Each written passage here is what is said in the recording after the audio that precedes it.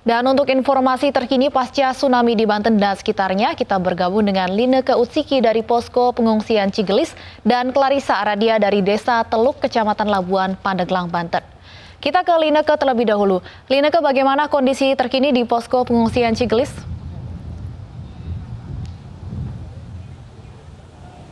Ya, Stefani dan juga pemirsa, saat ini saya sudah berada di SDN 01 Cigelis yang dijadikan posko pengungsian untuk distribusi logistik, obat-obatan dan juga tim medis. Dan hingga dengan saat ini memang para warga sudah dari tadi pagi berkumpul untuk mengantri mendapatkan pasokan logistik. Hingga dengan saat ini memang pembagian logistik terus dilakukan dan langsung dilakukan oleh Camat Pak Kosasi, dan saya akan langsung berbincang-bincang. Halo, selamat pagi Pak Kosasi. Pak Kosasi, kalau misalnya saya boleh, apakah pendistribusian logistika ini dilakukan setiap hari? Setiap hari, Bu. Selama itu ada musibah ini, setiap hari kami lakukan. Dan kalau misalnya saya lihat kan di sini memang kondisinya sudah kondusif, sudah berangsur normal. Apakah pasokan distribusi logistik ini akan terus masuk ke Kecamatan Cigelis atau diberhentikan? Ya. Nah, ketika dia masuk ya akan terima, tapi ketika itu ada kami akan distribusikan kepada masyarakat yang masih ada dalam pengungsian. Jadi pasokan logistik ini tidak akan menumpuk ya Pak ya? Tidak ada yang istilah menumpuk, ketika itu ada kami langsung distribusikan kepada masyarakat pengungsi yang ada di Kecamatan Cigelis. Baik, terima kasih banyak Pak Kosasi atas kesediaan dan waktu luang untuk diwawancara. Stefani dan juga pemirsa, memang selain pendistribusian logistik ini hingga dengan siang hari ini memang nampak para pengungsi di sini melakukan pengobatan, di mana memang pengobatan ini masih terus berlangsung dari pagi hingga nanti larut malam.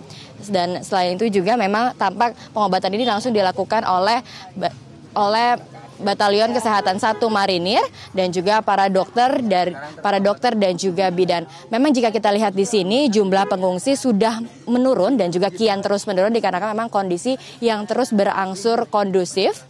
Dan untuk mengetahui kira-kira bagaimana kesehatan dari para warga sendiri, saya akan langsung berbincang-bincang dengan Komandan Batalion Kesehatan 1 Marinir, yakni Mayor Laut Kesehatan Muhammad Arifin. Selamat pagi, Komandan. Baik. Oke, Komandan, kalau misalnya saya boleh tahu, kira-kira apa nih penyakit yang paling sering dikeluhkan di sini? Ya kebanyakan dari kemarin ya infeksi ISPA, infeksi saluran pernafasan atas. Terus kemudian dari catatan kemarin juga banyak yang meriang-meriang, udah mulai demam, terus kemudian penyakit kulit juga, terus tensinya banyak yang tinggi. Tensinya salah satu ibu ini 180 tinggi sekali, ibu ini kaget-kaget. Komandan, ini kan memang kalau kita lihat kondisinya sudah mulai kondusif. Apakah kira-kira nanti akan ada pembongkaran dari posko-posko? Ya, rencana nanti kan kita kemarin kan sudah dari Ujung Jaya, daerah Ujung, desa Legon Pakis, kemarin dari Ujung. Kira-kira kan kita udah bergeser ke sini, yang sana sudah kita bereskan, personel sudah geser ke sini semua. Kita di sini di Kecamatan Cigelis, posko kesehatan kita yang kedua di sini. Jadi nanti kalau kita anggap kalau sekarang masih ramai kan pengungsi juga masih ada di sini kan. Nanti kalau sudah mulai sepi, dari komando atas kita akan laporkan secara berkala dari komando atas. Nanti kalau kita tarik, nanti lihat situasi dan kondisi. Ya. Baik, terima kasih banyak Komandan. Selamat bertugas kembali. Ya, Stefani dan juga pemirsa, memang aktivitas dari para pengungsi pada pagi hingga dengan siang hari biasanya mereka kembali ke rumah mereka masing-masing untuk memeriksa kondisi rumahnya. Dan juga nanti pada malam hari biasanya para pengungsi ini akan kembali ke posko pengungsian. Kembali ke Anda, Stefani.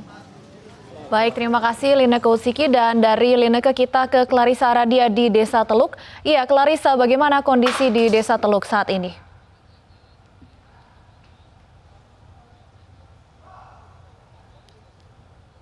Baik Stefani, saat ini baru saja reda hujan yang sempat mendera ataupun juga mengguyur kawasan Desa Teluk di Kecamatan Labuan ini. Sebelumnya hujan sempat menderas dan dengan intensitas ringan hingga sedang pada pagi hari tadi. Sementara itu juga Desa Nelayan ini merupakan salah satu desa yang terkena dampak tsunami, dan dapat disaksikan bahwa Stefani dan juga pemirsa tepat di samping dan juga di belakang saya merupakan rumah warga yang terkena dampak. Setidaknya di sini terdapat 200 warga yang bermukim di Desa Teluk yang juga dapat disampaikan sebagai desa nelayan pula. Dan juga Warga yang tinggal di sini tidak hanya merupakan nelayan saja, namun juga merupakan para pedagang karena di desa ini juga merupakan tempat pelabuhan sekaligus juga pelelangan ikan. Selain itu juga rumah-rumah mereka tidak hanya rumah mereka saja yang hancur, namun juga kapal-kapal mereka.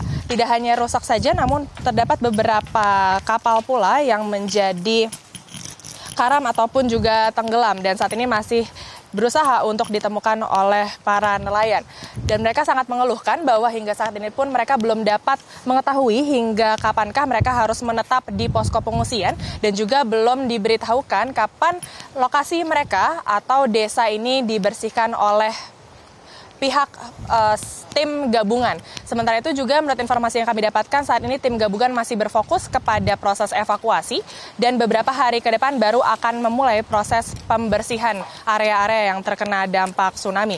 Dan menurut informasi yang kami dapatkan dari sejumlah warga yang tadi kami sempat berbincang semenjak pagi hari, mereka juga menyampaikan bahwa pada saat kejadian tsunami mereka sempat terkena terjangan ombak sebanyak 2 kali. Dan ketinggian dari ombak tersebut pun juga beragam, Stephanie dan pemirsa, yakni 3 meter dan juga 7 meter. Sementara itu juga dampak dari gulungan ombak juga menelan korban jiwa, setidaknya terdapat 5 orang yang meninggal dunia di desa ini dan juga terjangan ombak mengenai hingga 500 meter ke daratan. Dan saat ini pun juga para warga saat ini tersebar di beberapa posko pengungsian dan mereka juga memilih tempat yang jauh lebih tinggi dan saat ini belum memutuskan untuk kembali ke desa ini karena mereka merasa masih trauma. Sementara itu juga terdapat beberapa orang yang tadi sempat melintas ataupun juga memasuki rumah mereka untuk dapat mengetahui dan juga mencari beberapa barang pribadi mereka yang masih dapat diselamatkan. Di antaranya adalah pencarian KTP dan juga kartu keluarga.